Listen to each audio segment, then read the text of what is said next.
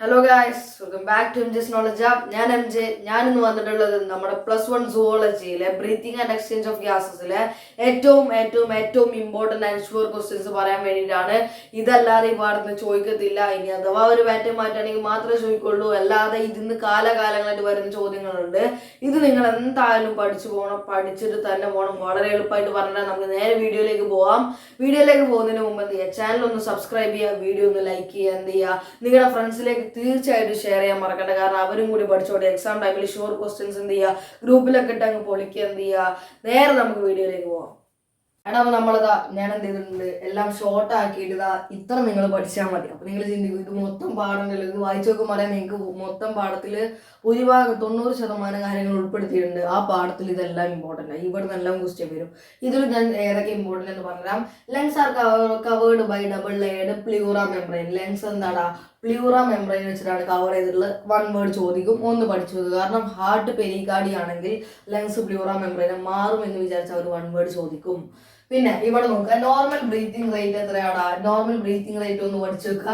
12 to 16 times per minute ആണ്. നമ്മുടെ heart beat rate 72 times per minute ആണെങ്കിൽ ഇവിടെ ബ്രീത്തിങ് റേറ്റ് ആവുക ചോദിക്കും. ഹാർട്ട് ബീറ്റ് റേറ്റ് ഒന്ന് ഓർത്തുക. ബ്രീത്തിങ് റേറ്റ് എന്താണ്? 12 to 16 times per minute. Okay ആണോ? അടുത്തത് mechanism of breathing and inspiration എക്സ്പിരേഷന്റെ മെക്കാനിസം ഇമ്പോർട്ടൻ്റ് ആണ്. പഠിച്ചിട്ട് തന്നെ പോവുക. എന്തൊക്കെയാണ് സ്റ്റെപ്സ്? ഇൻസ്പിരേഷൻ എക്സ്പിരേഷൻ നടക്കുമ്പോൾ സ്റ്റെപ്സ് എന്തൊക്കെയാണ്? അതായത് ഡയഫ്രം കോൺട്രാക്ട് ചെയ്യുന്നു, എക്സ്റ്റേണൽ ഇന്റർകോസ്റ്റൽ മസിൽസ് കോൺട്രാക്ട് ചെയ്യുന്നു, പിന്നെന്താ ribcage and sternum lift up ചെയ്യുന്നു.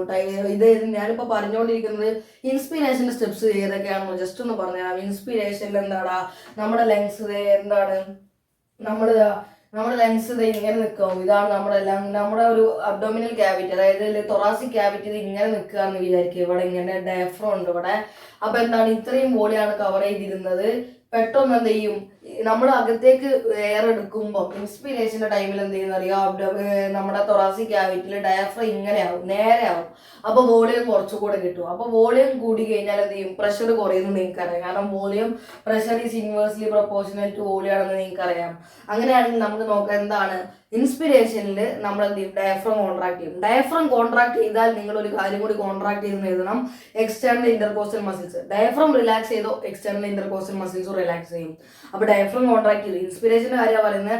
ഡയഫ്രം റിലാക്സ് ചെയ്തു, എക്സ്റ്റേണൽ ഇന്റർകോസ്റ്റൽ മസിൽസ് റിലാക്സ് ചെയ്തു. അപ്പോൾ എന്ത് ചെയ്യും, റിബ്കേജ്, നമ്മുടെ റിബ്കേജ് ഈ ഒരു ക്യാവിറ്റി എന്ത് ചെയ്യോടാ, അങ്ങനെ മുന്നോട്ട് വരുന്നതായി നമുക്ക് ഫീൽ ചെയ്യും. എന്താണ്, റിബ്കേജ് സ്റ്റേർണം ലിഫ്റ്റ് അപ്പ്, മുന്നോട്ടേക്ക് വരും. നമ്മൾ ശ്വാസം എടുക്കുമ്പോൾ മുന്നോട്ടേക്കാണ് വരിക, അല്ലാതെ ഉള്ളിലേക്ക് പോകില്ല. നമ്മൾ തോന്നലാണ്, മുന്നിലേക്കാണ് വരിക. അപ്പോൾ റിബ്കേജ് സ്റ്റേർണം ലിഫ്റ്റ് അപ്പ്. പിന്നെന്താ, അപ്പം എന്താ, തൊറാസിക് വോളിയം എന്ത് ചെയ്യും, ഇവിടെ വോളിയം കൂടിയില്ലേ, വോളിയം ഇൻക്രീസസ് എന്ന് എഴുതിയാൽ മതി. അത് നമ്മുടെ എന്താണ്, തൊറാസിക് ക്യാവിറ്റിയിലെ വോളിയമാണ് നമ്മൾ എന്ത് ചെയ്യും, thoracic volume increases intra pulmonary. അപ്പോൾ പൾമനറി പ്രഷർ ഡിക്രീസസ് എന്ന് എഴുതിയാൽ മതി. എൻ്റെ പ്രഷറിന്റെ പേരാണ് ഇൻട്രാ പൾമനറി പ്രഷർ ഡിക്രീസസ്. അപ്പം ഉള്ളിൽ പ്രഷർ കുറവാണ്, പുറത്ത് പ്രഷർ കൂടുതലാണ്. എവിടുന്ന് എവിടേക്ക് എയർ വരുവാടാ, പുറത്തുനിന്ന് ഉള്ളിലേക്ക് എന്ത് ചെയ്യും, എയർ ഇങ്ങനെ വരും. ഇതേ കാര്യം തന്നെ എന്താണ്, ഞാൻ ഈ എക്സ്പിരേഷൻ്റെ കാര്യത്തിൽ പറയുകയാണെങ്കിൽ എന്താണ്, ഇവർക്ക് CO2 പുറത്തേക്ക് തള്ളണം. അപ്പം എന്ത് ചെയ്യും, ഇങ്ങനെ നിൽക്കുന്ന ഡയഫ്രം ഇങ്ങനെയാവും. ഡയഫ്രം ഉണ്ടാവും, കോൺട്രാക്ട് ചെയ്യും, ഡയഫ്രം റിലാക്സ് ചെയ്യും. ഡയഫ്രം റിലാക്സ് ചെയ്തു, ഡയഫ്രം റിലാക്സ് ചെയ്ത് അപ്പം തന്നെ ആരും റിലാക്സ് ചെയ്യും, എക്സ്റ്റേണൽ ഇന്റർകോസ്റ്റൽ മസിൽസ് റിലാക്സ് ചെയ്യും. അപ്പം നേരത്തെ റിബ്കേജ് സ്റ്റേർണം ലിഫ്റ്റ് അപ്പ് ആയിരുന്നു, ഇപ്പം എന്ത് ചെയ്യും, ലോവർ ഡൗൺ, താഴത്തേക്ക് ഇപ്പോൾ ഉള്ളിലേക്ക് വരും. നമ്മൾ എന്ത് ചെയ്യും, ശ്വാസം പുറത്തേക്ക് വിടാണ്. അപ്പം എന്ത് ചെയ്യും, നമുക്ക് ഇങ്ങനെ നമ്മളിങ്ങനെ അറിയാതെ ഇങ്ങനെ ഒന്നായി പോകും, ഒന്ന് താന്നു. അപ്പം എന്താണ്, നമ്മുടെ റിബ്കേജ് സ്റ്റേർണം ലോവർ ഡൗൺ ആവാണ്, ഉള്ളിലേക്ക് പോവാണ്. അപ്പം എന്താണ്, വോളിയം എന്ത് ചെയ്യും, ഇപ്പോൾ വോളിയം എന്താണ് ഇതിനപേക്ഷിച്ച് കുറവല്ലേ. അപ്പോൾ തൊറാസിക് വോളിയം എന്താണ്, ഡിക്രീസസ്. വോളിയം കുറഞ്ഞ പ്രഷർ എന്ത് ചെയ്യും, ഇൻക്രീസസ്. അപ്പം ഇൻട്രാ പൾമനറി പ്രഷർ ഇൻക്രീസസ്. അപ്പോൾ ഇവിടെ പ്രഷർ കൂടുതൽ, ഇവിടെ പ്രഷർ കുറവ്. അപ്പോൾ ഇവിടെ നിങ്ങളുടെയൊക്കെ ഒരു തള്ളു വരും. അപ്പോൾ എന്താണ്, എയർ റഷ് ഔട്ട്. മറ്റൊടുത്ത് എയർ റഷ് ഇന്നാണ്, ഇവിടെ എയർ റഷ് ഔട്ടാണ്. അപ്പോൾ അത്രയേ ഉള്ളൂ അത്. പിന്നെ ഇനി അടുത്ത കാര്യമാണ് സ്പൈറോമീറ്റർ. എന്താണ് spirometer? Instrument to measure the pulmonary function. എന്തിനു വേണ്ടിയിട്ടാണ്?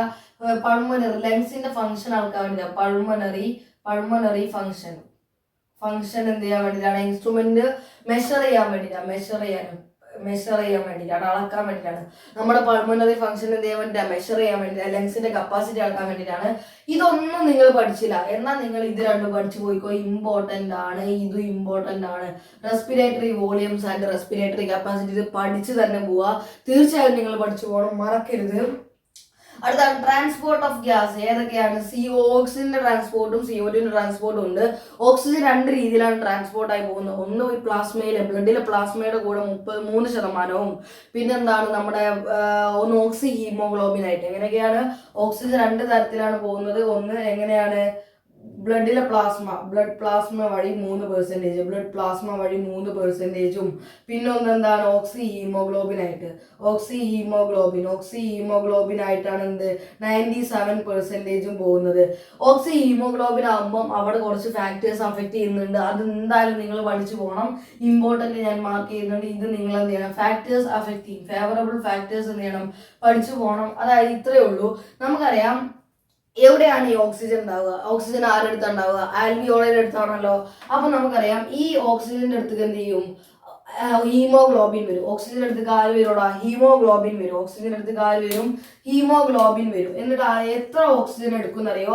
4 ഓക്സിജൻ എടുക്കും. ഹീമോഗ്ലോബിൻ എന്ത് ചെയ്യും? 4 ആൾക്കാരെ എടുത്തുകൊണ്ട് എന്ത് ചെയ്യും?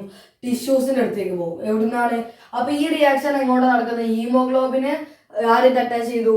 ഓക്സിജൻ അറ്റാച്ച് ചെയ്യുന്ന എവിടെ നടക്കുന്നത്? ആൽവിയോളയിലാണ് നടക്കുന്നത്. പക്ഷെ അതേസമയം എന്താണ്? ഇത് എന്ത് ചെയ്യും? എന്നിട്ട് എന്തായിട്ട് മാറും? HbO2 ആയിട്ട് മാറും. ഇതാണ് എന്ത്? ഓക്സി ഹീമോഗ്ലോബിൻ ആയിട്ട് മാറും. എന്തായിട്ട് മാറും? ഓക്സി ഹീമോഗ്ലോബിൻ ആയിട്ട് മാറും. അപ്പൊ നോക്കിയടാ, ഇപ്പൊ ഇവര് എന്ത് ചെയ്തു? ആൽവിയോളെ വെച്ചിട്ട് ഓക്സി ഹീമോഗ്ലോബിൻ ആയി. ആൽവിയോളയിലെത്തി. എന്താണ്? ഇവിടെ ബ്ലഡ് ഉണ്ട്. ബ്ലഡ് ആൽവിയോളയിലെത്തി. പിന്നെ ടിഷ്യൂ ഉണ്ട്. അപ്പൊ നോക്കുക, എന്താണ് ഇവിടെ ഈ ബ്ലഡ് ഇങ്ങനെ പോയിട്ട് ഇവിടുന്ന് ഓക്സിജൻ എടുത്തു. എന്നിട്ട് എന്തായി? ഈ ഓക്സി ഹീമോഗ്ലോബിനായി. ഇത് ഇങ്ങനെ ഇവിടുത്തെ ടിഷ്യൂവിന്റെ അടുത്തെത്തി. അപ്പൊ എന്ത് ചെയ്യും? ടിഷ്യൂ പറയും എൻ്റെ അടുത്ത് ഓക്സിജൻ ഒന്നുമില്ല, എനിക്ക് എൻ്റെ അടുത്തുള്ള ഓക്സിജൻ വേണമെന്ന് അറിയൂ. അപ്പോൾ ഓക്സിജൻ കൊടുക്കും. എന്നാ എനിക്ക് ഫ്രീ ആയിട്ട് എന്നാൽ ഞാൻ CO2 തരാമെന്ന് അറിയും. കാരണം ഇവിടെ CO2 കൂടുതലാണ് ടിഷ്യൂവിൻ്റെ ഒക്കെ. അപ്പോൾ ടിഷ്യൂ CO2 അങ്ങോട്ട് കൊടുക്കും. അപ്പോൾ എന്തായി? എവിടെ എത്തിയപ്പോഴാണ് ഇത് സെപ്പറേറ്റ് ആയത്? ഇതുവരെ ഓക്സി ഹീമോഗ്ലോബിൻ ആയിരുന്നു. ടിഷ്യൂസിന്റെ അടുത്ത് എത്തിയപ്പോൾ എന്താടാ? ഈ ഓക്സി ഹീമോഗ്ലോബിൻ എന്തായി മാറി? Haemoglobin 4 O2 മോളിക്യൂളായി. അപ്പൊ ഈ ഒരു റിയാക്ഷൻ, തിരിച്ചുള്ള റിയാക്ഷൻ എവിടെ നടക്കുന്നത്? ഇൻ ടിഷ്യൂലാണ് ഈ റിയാക്ഷൻ നടക്കുന്നത്. രണ്ടിനെയും ഫേവർ ചെയ്യുന്ന ഫാക്ടേഴ്സ് ഏതൊക്കെയാണെന്ന് നോക്കാം. നമുക്ക് രണ്ടിനെയും എന്താണ് ഫേവറബിൾ ആയിട്ടുള്ള ഫാക്ടേഴ്സ് ഏതൊക്കെയാണെന്ന് നോക്കാം. അത് ഇത്രയേ ഉള്ളൂ. നോക്കട്ടെ, രണ്ടിനെയും ഫേവർ ചെയ്യുന്ന ഫാക്ടേഴ്സ് ഏതൊക്കെയാണ്? നോക്കിയാടാ, ആൽവിയോളയിന്ന് ഓക്സിജനെ സ്വീകരിക്കണമെങ്കിൽ ആൽവിയോളയിൽ എന്താണോ? ഹൈ ഓക്സിജൻ ആവണം. ഹൈ ഓക്സിജന്റെ കോൺസെൻട്രേഷൻ ആവണം. ഹൈ പ്രഷർ ഓഫ് O2 ആവണം. ഹൈ PO2 ആവണം. അപ്പൊ എന്താണ്?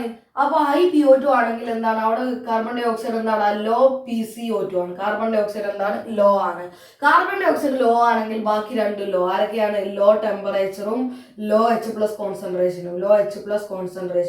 CO2 അനുസരിച്ചാണ് എന്ത് ചെയ്യുക? ഇത് രണ്ടും വരിക. അതൊന്ന് പഠിച്ചു വെക്കുക. ഇനി ഇതേ സാധനം നിങ്ങൾ എന്ത് ചെയ്യുക? ഇവിടേക്ക് വരിക. എവിടുന്ന്? ഇത് ഡിസോസിയേറ്റ് ചെയ്യുന്ന ടിഷ്യൂസിൽ എത്തുമ്പോൾ എന്താണ്? ടിഷ്യൂസിൽ കാർബൺ ഡൈ ഓക്സൈഡ് കൂടുതലാണ്. അപ്പൊ എന്താണ്? High PCO2. പിന്നെന്താണ്? ലോ എന്താണ്? അപ്പൊ ഓക്സിജൻ എന്താണ്? അവിടെ കുറവാണ്. ലോ PO2 എന്താണ്? പിന്നെ ഹൈ PCO2 ആണെങ്കിൽ ഹൈ ടെമ്പറേച്ചർ, ഹൈ എന്താണ്? H+ കോൺസെൻട്രേഷൻ ആണ്. ഇതൊന്ന് നോക്കി വെക്കുക. ഈ ഫാക്ടേഴ്സ് ആണ് ഞാൻ പറഞ്ഞത് നോക്കി വെക്കാൻ വേണ്ടിയിട്ട്. അതുപോലെ തന്നെ CO2ന്റെ കേസിലും ഇതേ സാധനങ്ങൾ വരുന്നുണ്ട്. അപ്പം CO2ന്റെ കേസിലുള്ള ഒന്ന് നോക്കി വെക്കുക. അടുത്താണെന്ന് ഓക്സിജൻ ഡിസോസിയേഷൻ കർവ്. ആ കർവിന്റെ പേര് ഇടക്കിടക്ക് ചോദിക്കാറുണ്ട്. ആ കർവിന്റെ പേര് സിഗ്മോയിഡ് കർവ് എന്നാണ്. എന്താ കർവിന്റെ പേര്? Sigmoid curve. അതൊന്ന് നോക്കി വെക്കുക. ഇത് ഞാൻ ടിക്ക് ചെയ്യുന്നുണ്ട്. റെഗുലേഷൻ ഓഫ് റെസ്പിറേഷൻ ഒന്ന് നോക്കി വെക്കുന്നത് നല്ലതാണ്. ചോദിക്കാം.